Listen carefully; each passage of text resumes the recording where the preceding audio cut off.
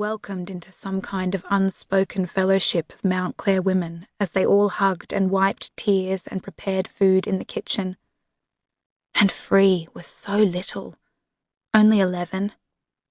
She was passed around the adults and cuddled, allowed to have a tantrum over some random thing, and showered with gifts that might distract her.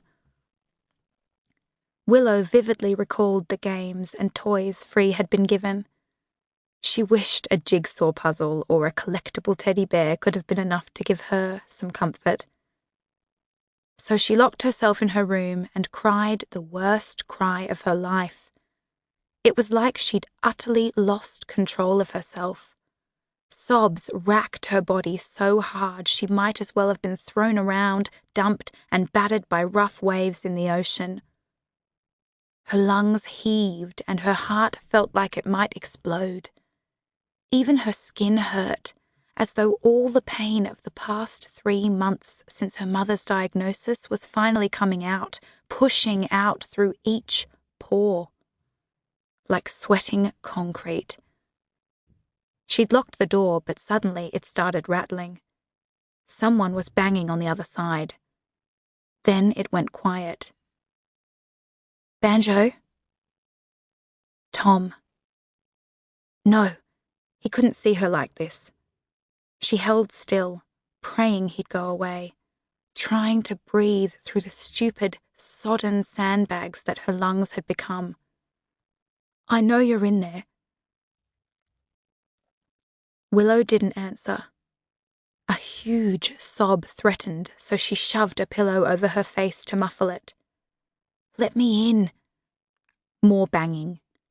Piss off, Tom Forrest. For a moment, she thought her angry voodoo had worked.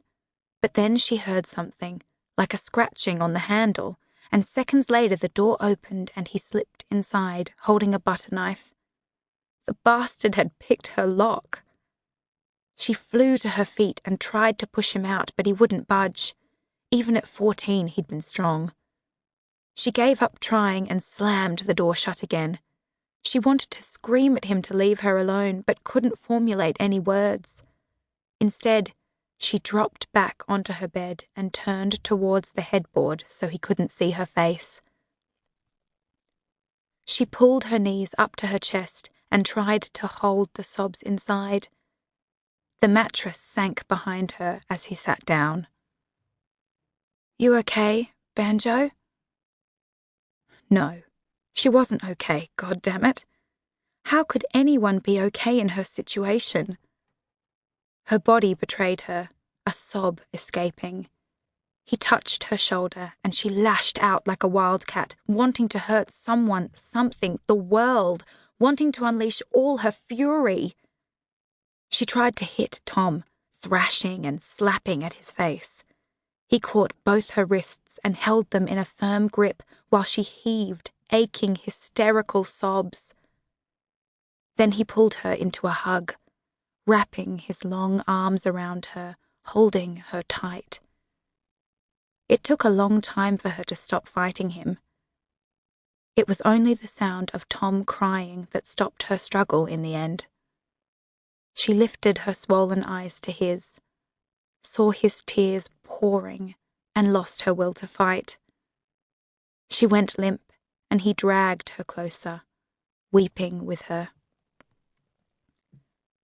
Somehow, when he broke down, it had helped. He hadn't lost his mother, but he was crying as though he had. It took her years to realize he'd been crying for her, aching with her, feeling her pain. Whenever things felt difficult, Willow's instinct was to clam up and go it alone, and it had been that way for as long as she could remember. Maybe that was what he was talking about today. She thought over the past few months since she'd been back in Mount Clare. She was definitely hiding things from her father, but she had a reason for that. Tom had broken down her defences a little. She would reluctantly explain her problems if he prodded enough. She let Beth in more than most. She'd told Beth the truth about the pact and the bust-up between her and Tom. As for Free, even when her younger sister had hugged her while she cried in the office,